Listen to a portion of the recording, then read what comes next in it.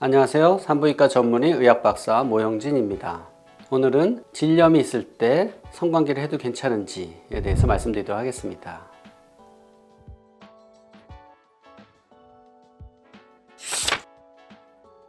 산부인과를 방문하는 가장 많은 원인 중에 하나는 질염일 것입니다. 가장 흔하게 나타나는 질염이라고 하는 것들은 가드네렐라균, 마이코플라즈마균, 유레아플라즈마균, 파뵼균 이런 것들이 있는데요. 그런 것들은 우리가 질 내에 좋은 유산균이라고 분류하고 있는 질 유산균의 균형이 안 좋아지고 환경이 안 좋아져서 생기는 일시적으로 생길 수 있는 그런 균이라고 보지만 그 이외에 다른 심각한 성병으로 분류되는 질염이 있을 때에는 반드시 치료를 해야 되고 완치될 때까지는 성관계를 하면 안 됩니다. 그리고 심각하지 않은 질염이라 하더라도 그 증상에 따라서 분비물의 양이나 정도에 따라서 성관계를 하지 않는 것을 권해드리는 경우가 대부분입니다. 왜냐하면 방치하거나 계속 성관계를 하게 되는 경우에는 주변으로의 염증이 번질 수 있기 때문입니다. 그래서 우리가 질 내에 분비물이 고여있고 그 균이 심각하지 않은 상태일 때는 그대로 있으면서 더 퍼지지 않고 가만히 있지만 성관계를 통해서 물리적인 자극을 주고 그게 요도와 방광으로 균이 들어가게 되고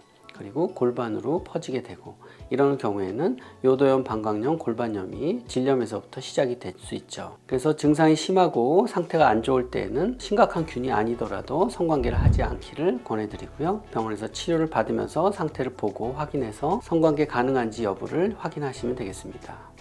성관계 후에 질염 증상이 가볍게 있어가지고 집에서 그냥 세정제로 씻거나 질정 약을 한두 개 정도 넣는 정도로 해서 자가 치료하려고 그냥 방치하고 있으면서 나중에 아주 심각한 증상이 돼서 오시는 경우가 많은데요. 우리가 성관계 후에 생기는 간단한 질병 이외에도 아주 심각한 질병들이 잠복기를 거치는 수도 많이 있습니다.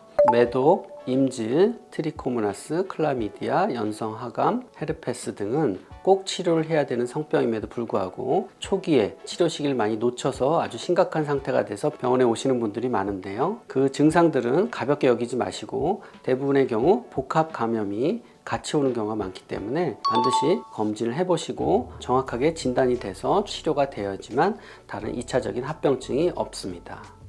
성관계를 활발하게 하는 여성들은 오히려 더 그 증상을 빨리 느끼고 질염에 대한 관심이 많고 그런데 관계를 오히려 안 하고 지내는 분들이 나는 관계를 안 했으니까 아무런 병이 없을 거야 라고 무관심하게 방치하고 오랜 시간 동안 병원에 가지 않고 이렇게 지내는 분들이 많습니다. 그렇지만 그런 분들도 질 면역 상태가 안 좋고 그러면 질염이 상당 기간 방치된 채로 여러 가지 증상이 동반된 세균성 질염들이 있는 경우가 많습니다. 그래서 질염 증상이 있을 때에는 지체하지 말고 병원을 가시고 전문의와 상의해서 검진 받아보시기 바랍니다.